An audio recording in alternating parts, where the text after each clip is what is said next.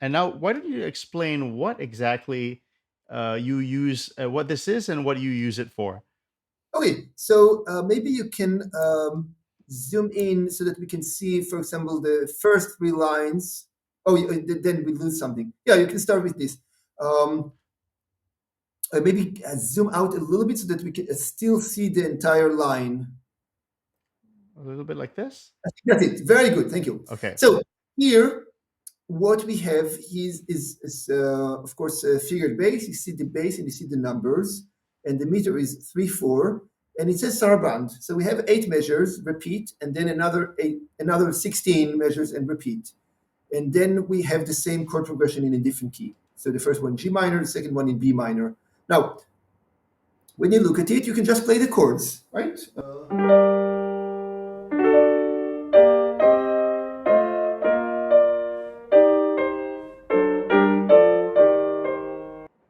Very simple. It is taken from a real piece of music, but often I don't tell the students which piece, so that do not look up the solution. But it doesn't need to be for a piece. I can just come up with a different progression, of course. I can Sure. just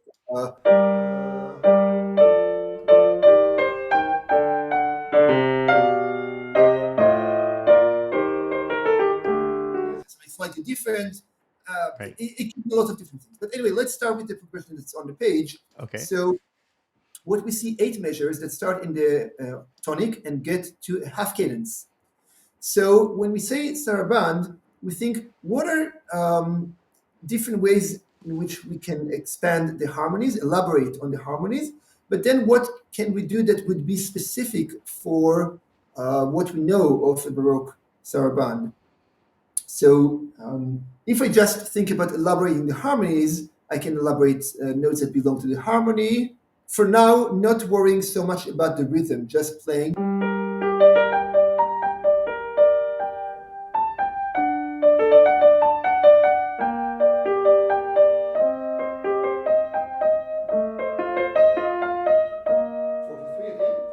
And now I will say, okay, let's now add more passing notes, neighboring notes, also appoggiaturas.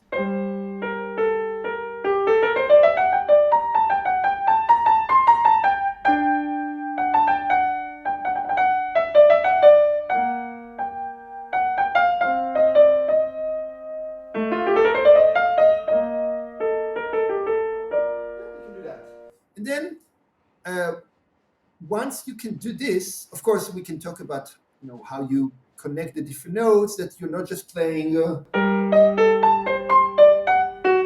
there's something wrong, but notes actually resolve somewhere. So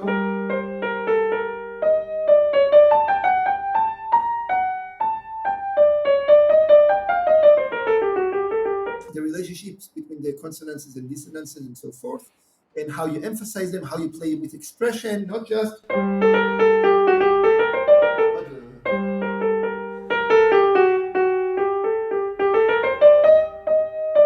also with expression.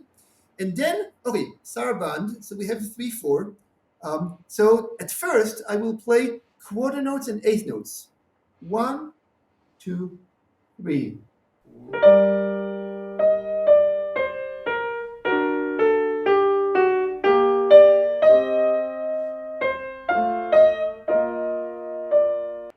So I'm playing quarter notes and eighth notes, and I put them together with the chord progression. Now I have more freedom to add some 16th notes and other rhythms.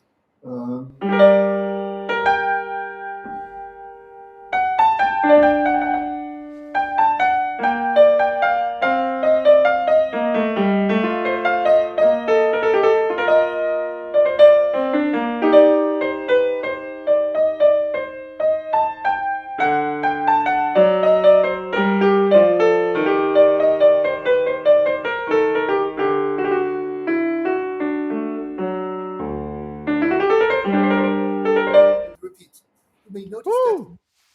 You may notice that in measure 6, I changed the bass a little bit because during the improvisation, I played a pattern in the right hand that invited an F sharp in the right hand at that point, and then I flexibly changed the bass. If I wanted to avoid it, I would do.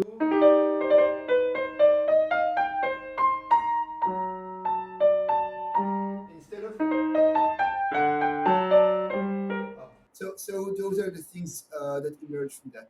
So I Right. may have skipped a few steps in the process now, but this is sort of the step-by-step process of how you get there. And then once you can do that, then another thing you learn to do is to play a different chord progression. Let's say we start the first four measures, and instead of going to B flat in measure 4, we go to half cadence. And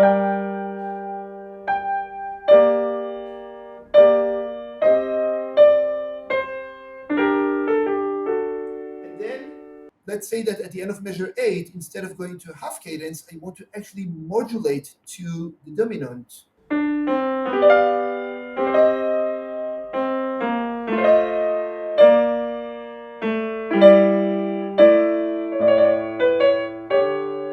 then pick the third. And then second half maybe. Second half maybe starting in B flat.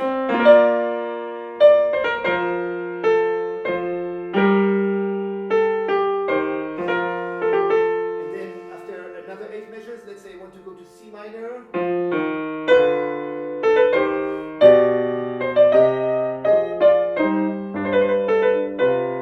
And now then I have another 8 measures, I need to return. And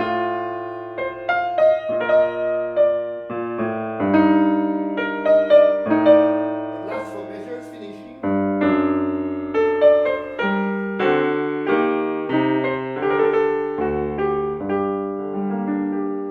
That was mostly a chord reduction. Hmm. And so you work on improvising the harmonies 4 measures at a time, and then later you can add the elaborations, the additional notes.